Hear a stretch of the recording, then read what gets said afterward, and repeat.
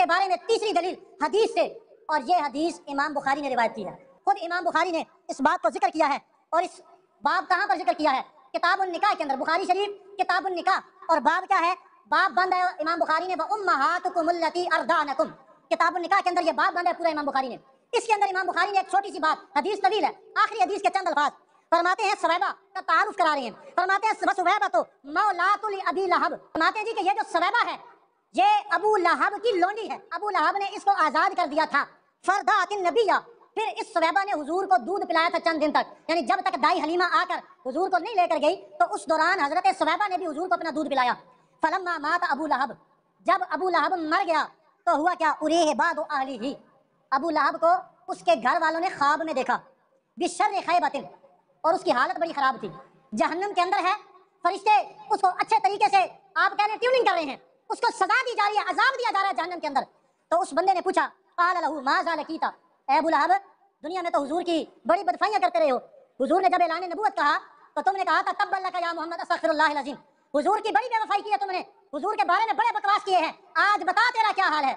अबू लहब ने कहा, मेरा हाल तेरे सामने है, जहन्नम के अंदर होता जन हूँ, फरिश्ते अजाब दे रहे हैं, यही हाल है, मगर क्या? काल अबू लहब लम अल के बादुकुम गैरा इन्नी सुकीतु फी हाज़िही बिइकाकती सुवैबता, कि मैंने सुवैबा को जिस हाथ जिस उंगली के इशारे से आजाद किया था, हफ्ते में एक दिन अल्लाह ताला उस उंगली से पानी जारी करता है, उस पानी को पी लेता हूँ, कुछ थोड़ी बहुत राहत मिल जाती है, बाकी शदीद अजाब में हूँ।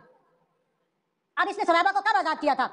तमाम मुफस्सिरीन फरमाते हैं कि जब सुवैबा अबू लहब के पास आई, उसने आके कहा, अबू लहब मुबारक हो, तेरे मरहूम बेटे, तेरे मरहूम भाई जो हजरत अब्दुल्लाह फौत हो चुके थे, तो तेरे मरहूम भाई के यहाँ बेटे की विलादत हुई है, खुशखबरी दी। तो अबू लहब ने कहा, जा मैंने इस खुशी में तुझे आजाद किया, यूं उंगली से इशारा किया, आज मरने के बाद वो काफिर था, अल्लाह ताला ने फिर भी हुजूर की खुशी में उसने लोंडी को आजाद किया था, आज उसकी उंगली से पानी को जारी कर दिया, और हफ्ते में पीर के दिन उसे ये पानी मिलता था जहन्नम के अंदर, जिससे वो थोड़ी बहुत राहत पाता था।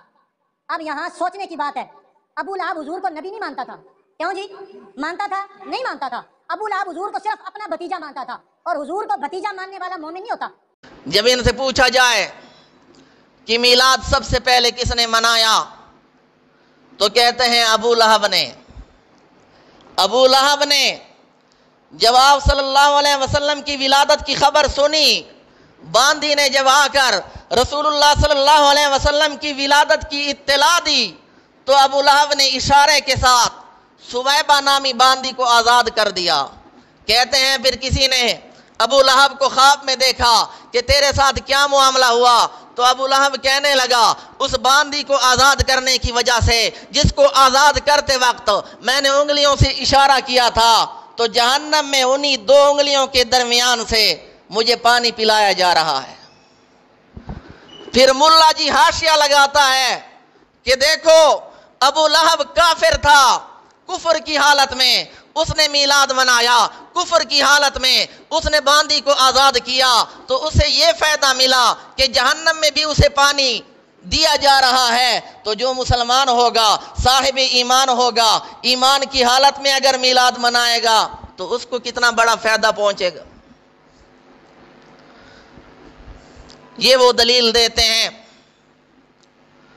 तो आप अच्छी तरह सुन लें, इस वाक़ये को इमाम बुखारी रहमतुल्लाह अलैह ने जिक्र किया है, लेकिन सिर्फ इसी बात को साबित करने के लिए कि सुवैबा अबू लहब की बांदी थी और उसने रसूलुल्लाह सल्लल्लाहु अलैहि वसल्लम को दूध पिलाया था।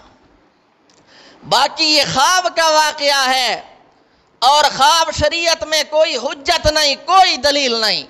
फिर खासकर कुरानी आयात के मुकाबले में कुरान कुफार के बारे में कहता है, हबतत अमालुहुम, उनके अमाल ज़ाय हो गए।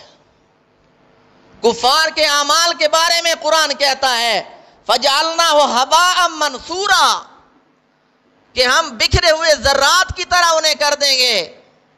तो कुरानी आयात के मुकाबले में कुरान कहता है, तब्बत यदा अबी लहब, अबू लहब ने अगर खुशी मनाई थी तो भतीजे की पैदाइश की।